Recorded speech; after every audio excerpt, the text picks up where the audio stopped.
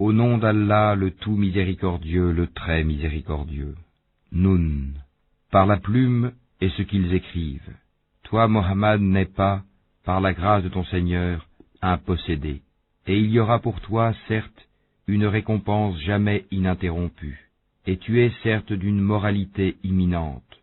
Tu verras et ils verront qui d'entre vous a perdu la raison. C'est ton Seigneur qui connaît mieux ceux qui s'égarent de son chemin, et il connaît mieux ceux qui suivent la bonne voie. N'obéis pas à ceux qui crient au mensonge. Ils aimeraient bien que tu transiges avec eux afin qu'ils transigent avec toi. Et n'obéis à aucun grand jureur méprisable, grand diffamateur, grand colporteur de médisance, grand empêcheur du bien, transgresseur, grand pécheur, au cœur dur, et en plus de cela bâtard, même s'il est doté de richesses et de nombreux enfants.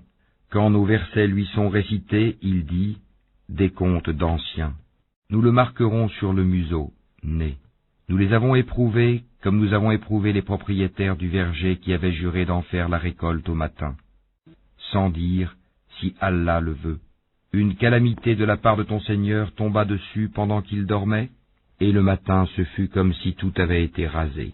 Le lendemain matin, ils s'appelèrent les uns les autres, partez tôt à votre champ si vous voulez le récolter.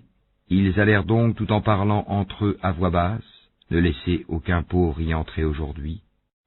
Ils partirent de bonne heure, décidés à user d'avarice envers les pauvres, convaincus que cela était en leur pouvoir. Puis, quand ils le virent, le jardin, ils dirent, vraiment nous avons perdu notre chemin, ou plutôt nous sommes frustrés. Le plus juste d'entre eux dit, ne vous avais-je pas dit si seulement vous avez rendu gloire à Allah? Ils dirent, gloire à notre Seigneur, oui, nous avons été des injustes. Puis ils s'adressèrent les uns aux autres, se faisant des reproches.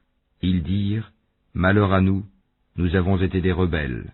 Nous souhaitons que notre Seigneur nous le remplace par quelque chose de meilleur. Nous désirons nous rapprocher de notre Seigneur. Tel fut le châtiment, et le châtiment de l'au-delà est plus grand encore, si seulement ils savaient. Les pieux auront auprès de leur Seigneur les jardins du délice. Traiterons-nous les soumis à Allah à la manière des criminels? Qu'avez-vous? Comment jugez-vous?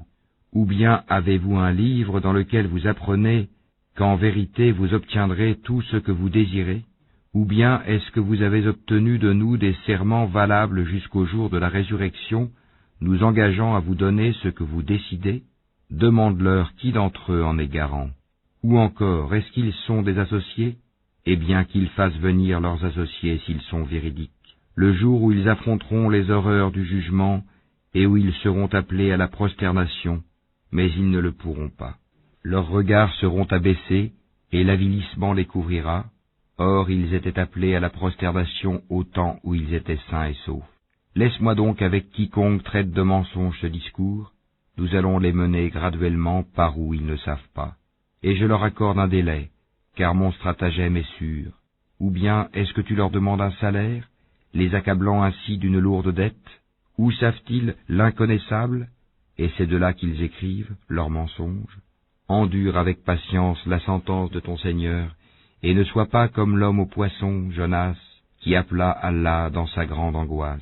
Si un bienfait de son Seigneur ne l'avait pas atteint, il aurait été rejeté, honni sur une terre déserte.